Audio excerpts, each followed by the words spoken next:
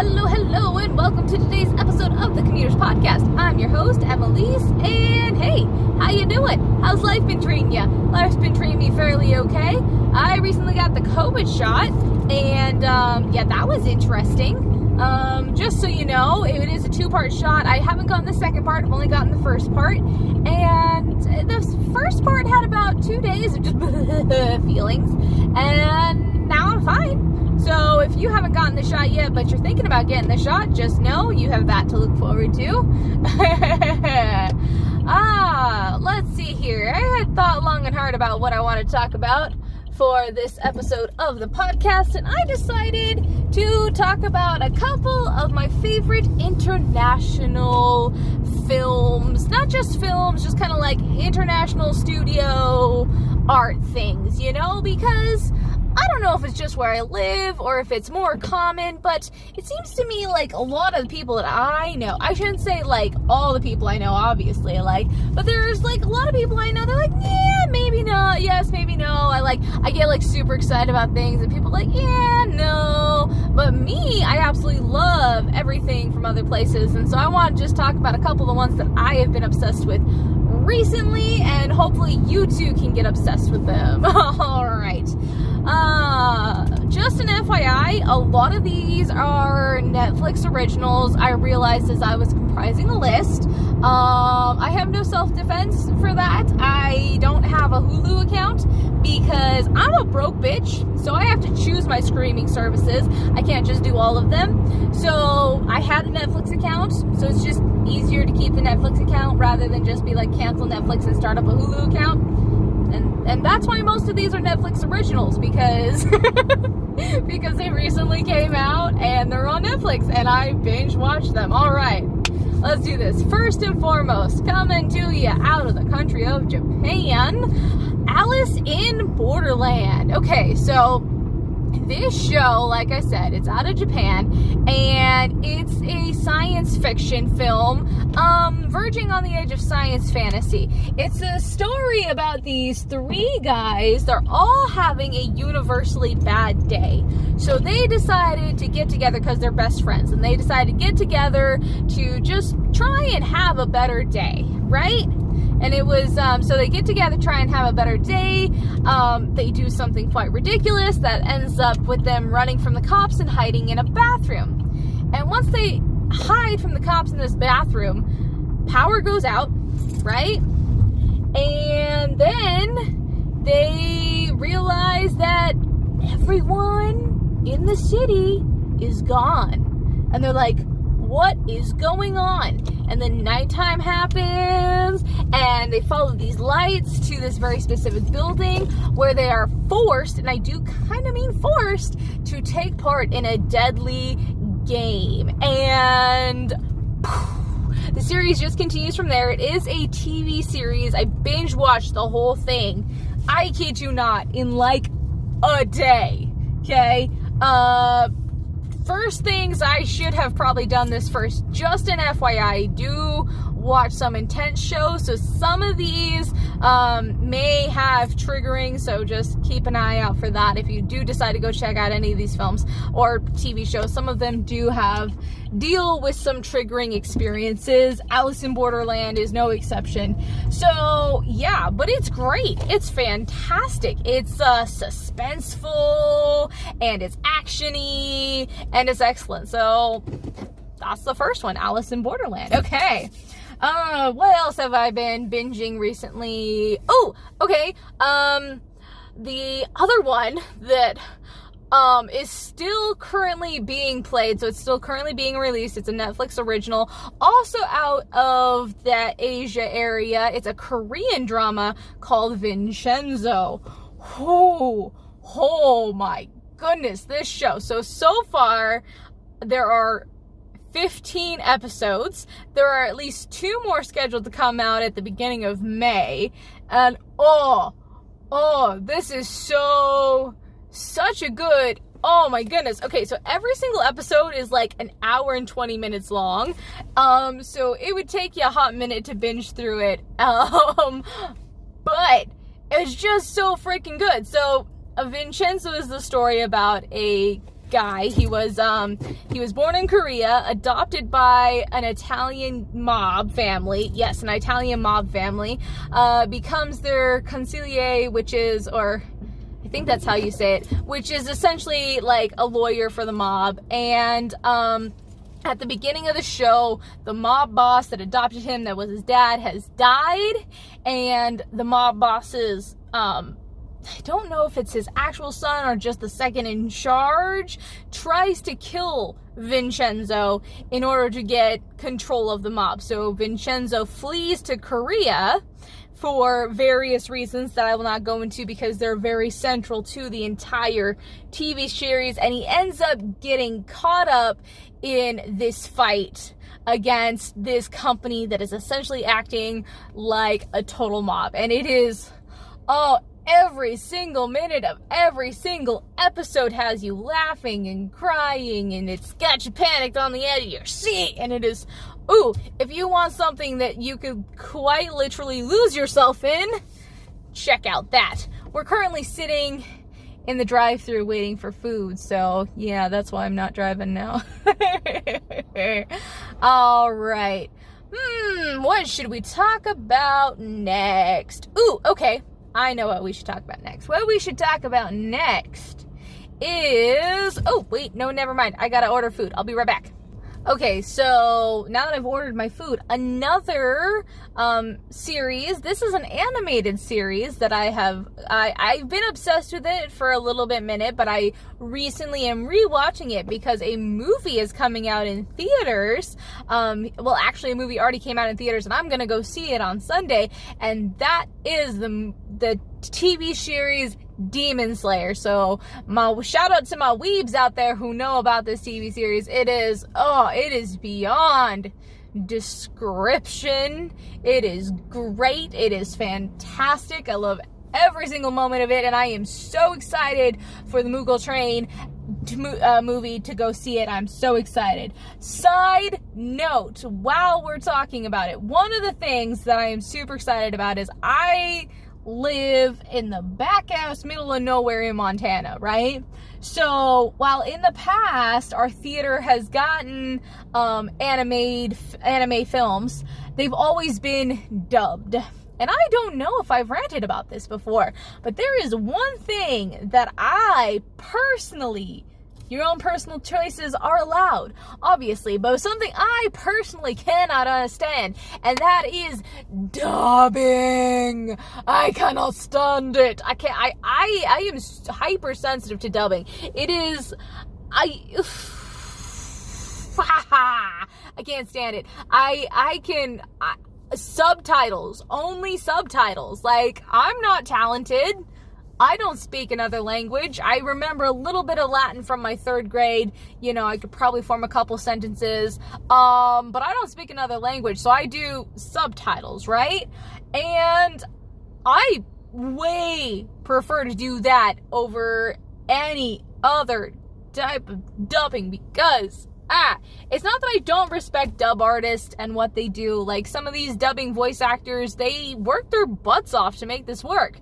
And if you can watch something dubbed, more power to you. But I just can't. I hate bad lip syncing. I hate dubbing because the words don't match what's going on with your mouth, you know? And, especially when it's two incredibly different languages, like the Asian languages and the English languages, you can just tell, and it's bad, and I can't stand it. Okay, wait, I need to pay for my food.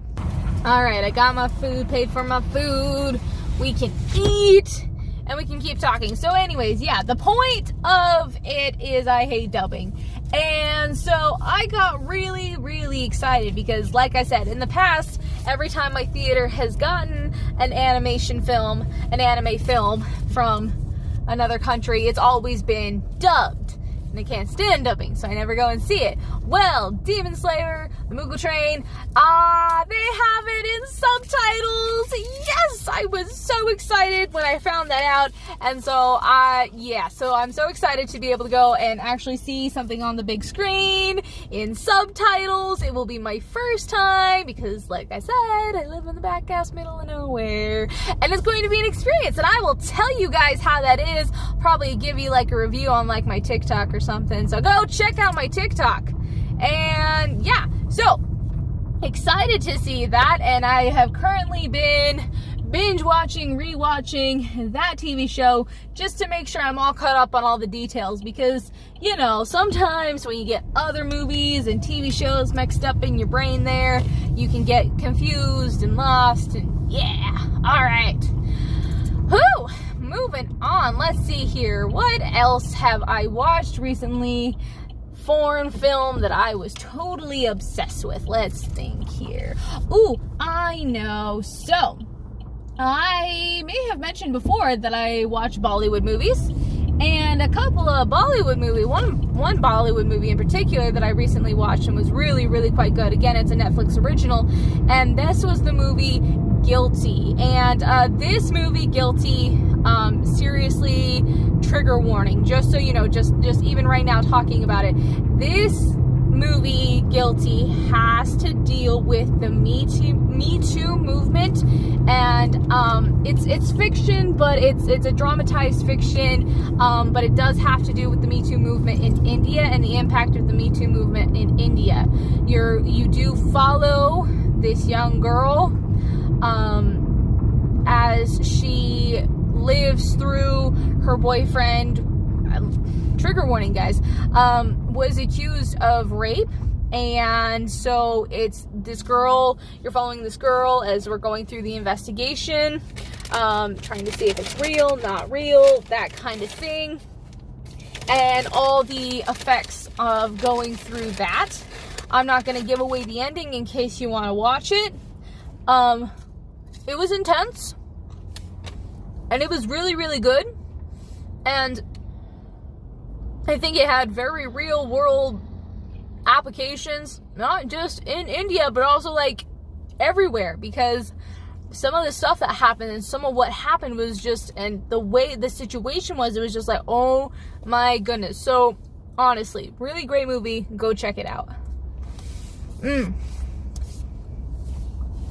Another movie, also out of the Bollywood India film genre that I really, really, really enjoyed, was, and I'm gonna say this word wrong, I just know it, it's Tribagan, I think. Anyways, this story follows it's a fiction, again, a fiction. It follows a movie actress as she's dealing with her mother going into a coma. Her mother was a writer, and she had a tumultuous childhood for various reasons. And so while her mother's in the hospital and on coma, she's telling her side of the story to her mother's, he wasn't an assistant, he was kind of like a co-producer, co-creator in this biography that her mother was writing before she went into a coma, and she's dealing with a lot of things there, and it's really an excellent story. Again, trigger warnings, there's some sensitive stuff that happens in this movie, but it's just an excellent story about family, about healing, about moving on and learning, and such a good movie, seriously. And that is the thing that I think that sometimes gets undervalued by some people, is they feel like, you know, it's a foreign film, so because it's in a foreign language, it's not going to have any impact on them, it's not going to hold to them at all. And that is so not true, you know, like, you know, several countries deal with kind of similar things that we deal with here in America. And, you know, so watching some of these films, you know, they're just excellent, and it just, yes, so go check these out, all right. Oh, let's think here. We've been going for about 14 minutes. I feel like this is probably going to be a short podcast, just because, I don't know. The thing is, like, I could probably talk forever on some of these TV shows, right? But then I would give away everything, and then you wouldn't go watch it. And the point is to make you go watch these things, right? Right? I could be wrong. Let's see. Ooh, recently, and I also binge watched this one pretty darn quick. Out of France, there is a TV show called Lupin. Oh, yes! That was excellent. The TV show left us on quite the cliffhanger, let me tell you. Very, very strong, very hanging on the edge of your seat cliffhanger. I cannot wait for part 2 to come out, or season 2, or however they listed it on there. But yeah, so we're essentially following this gentleman thief, is as he's called, as he attempts to prove his father's innocence in a case from his childhood. And it's so good. It's so good. It's so excellent. And the main character is just, mwah, he's yummy. Okay, all right. You can say it. I'm awkward. I'm ridiculous. All right. Let's think. Let's see. I can think of at least one other show that I've recently been obsessed with. Ooh. I know. Let's talk about, hello, truck person. Let's talk about Always a Witch. Okay, this movie is out of I think it's out of the Caribbean islands. I should look that up at some point in time. Somewhere out of the Caribbean islands, like not necessarily Cuba or the Caribbean, or but it's in that kind of like general those islands down there. In that Gulf area, you know, in the Atlantic Ocean, that area down there. And the story starts off with a girl. She is a black girl, she's a slave, and she's fallen in love with the plantation owner's son. And the plantation owner's son has fallen in love with her. And at the beginning of the film, they get discovered. She gets accused of putting a spell on the plantation owner's son to make him fall in love with her. The plantation owner shoots his son in an attempt to rid his son of this spell, and she obviously gets tried as a witch and sentenced to burn to death. And so, grieving for her love and about to die, she gets approached by a man who says that if you do this for me, I can bring your love back to you. She says yes. Surprise! Guess what, people? She is actually a witch, but she didn't put a spell on the plantation owner's son. And so she gets given this spell, and she gets transported many, many years into the future. And she has this task that she has to complete in the future.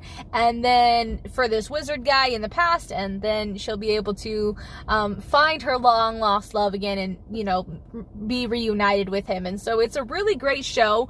Last I checked, there was actually 2 seasons out. It's excellent. And yeah, so those are my international films. I say films, but I think there was only 2 films that I talked about in there. Those are my international dramas that I have been obsessed with recently, and I hope you guys can get obsessed too. In the meantime, everyone, check out my TikTok. I am at Emily's M. Sweller. I would say check me out on Instagram and Twitter, but I'm not very active on there. I need to get better about that. Also, hopefully, new episodes of Makeup and Movies and Makeup Mondays coming. Hopefully I can get my act together and do that. In the meantime, everyone, remember to stay happy, stay healthy, and stay safe.